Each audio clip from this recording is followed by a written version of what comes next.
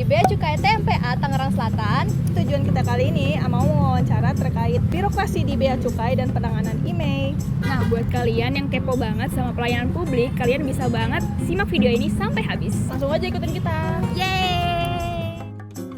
KPPBC TMPA Tangerang merupakan unit pelaksana Direktorat Jenderal Bea dan Cukai yang bertugas mengawasi lalu lintas barang serta memberikan pelayanan kepabeanan dan cukai di wilayah Tangerang dan sekitarnya. Sebagai garda terdepan dalam menjaga perbatasan ekonomi negara, KPPBC TMPA Tangerang memastikan kelancaran arus barang dengan tetap menegakkan kepatuhan terhadap peraturan yang berlaku. Salah satu bentuk pelayanan yang diberikan adalah registrasi International Mobile Equipment Identity atau IMEI untuk perangkat telekomunikasi yang dibawa dari luar negeri. Melalui pelayanan IMEI, KPPBC TMPA Tangerang telah memberikan kemudahan bagi masyarakat untuk memastikan legalitas perangkat secara cepat dan transparan, sekaligus mendukung upaya pemerintah dalam memberantas peredaran barang ilegal. Dan untuk informasi lebih lanjut mengenai KPPBC TMPA Tangerang serta pelayanan IMEI akan disampaikan melalui video wawancara yang dilakukan oleh Amanda dengan Ibu Yunia. Baik teman-teman semua, saat ini kita sudah ada dalam kantor pengawasan dan pelayanan Bea Cukai TMPA Tangerang. Nah, melalui video ini kita akan mengulik lebih lanjut bagaimana sistem birokrasi diterapkan di kantor Bea Cukai ini dan bagaimana mereka menangani permasalahan IMEI, terutama di sektor pengawasan dari lapangan seperti itu. Nah, saat ini kami sudah berada di sini dan bersama narasumber dari kantor ini. Baik, Mbak, selamat pagi. Selamat pagi. Iya, perkenalkan kami dari mahasiswa UPNVJ, prodi dari Hubungan Internasional. Izin mewawancarai ini, Mbak, tentang bagaimana birokrasi dan penanganan IMEI yang dilaksanakan di kantor ini.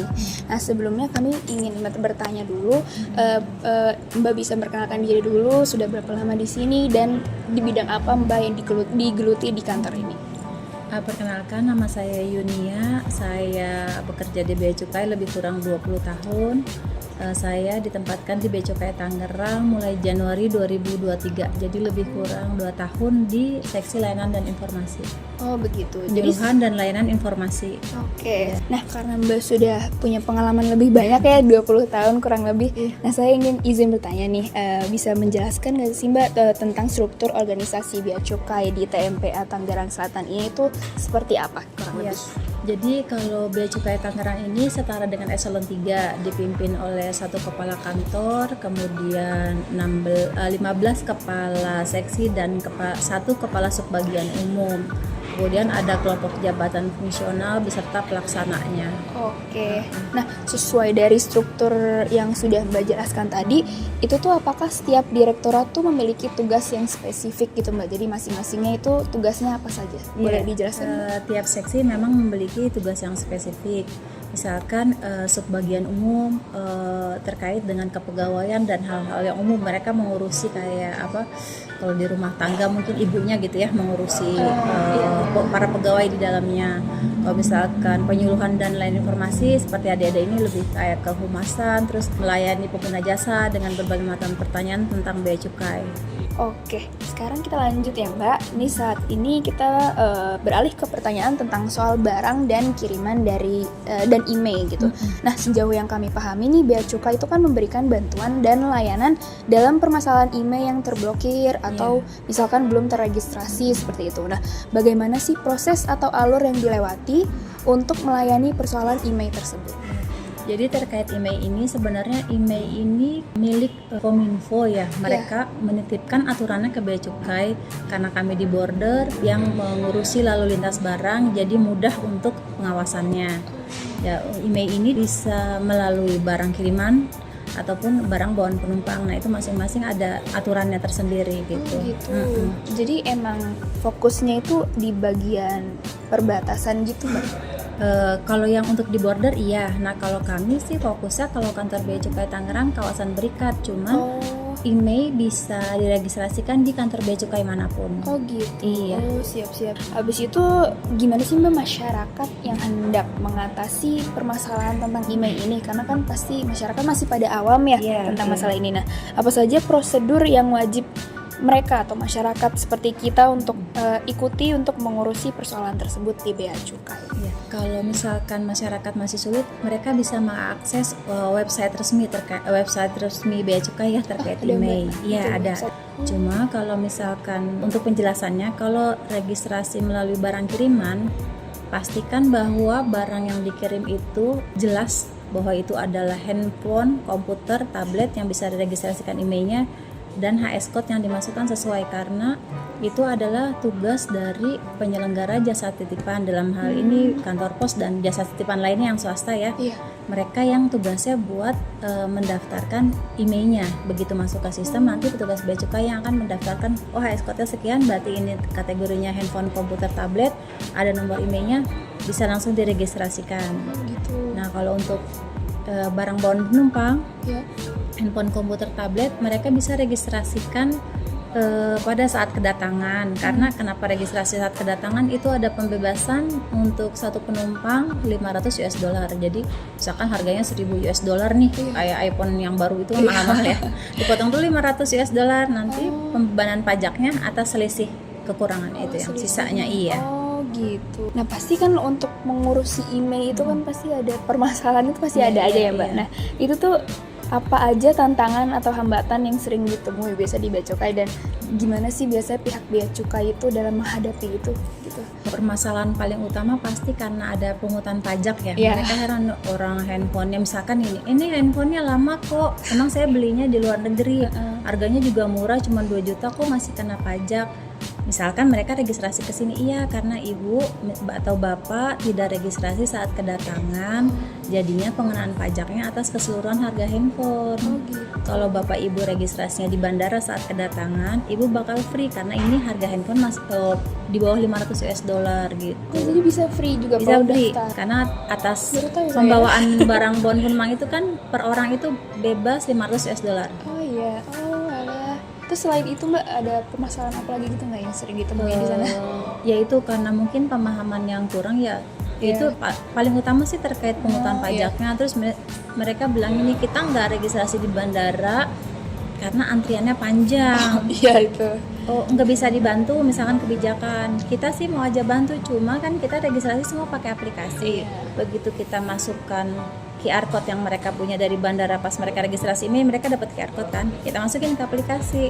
Tidak pada saat mereka datang langsung muncul notifikasi tuh terlambat lapor dan tidak diberikan pembebasan bea masuk dan pajak dalam rangka impor. Udah dari situnya langsung Nggak bisa nggak ya? bisa. Oh gitu. Iya. Biasa waktunya, rentang waktunya itu berapa Mbak emang? Ada Rentang batasnya? waktunya sebenarnya 60 hari sejak kedatangan ke Indonesia. Cuman ya itu kalau nggak saat kedatangan tidak ada potongan $500. Oh. Tapi pernah ada problem persoalan email yang nggak bisa dilacak atau gimana gitu nggak Mbak?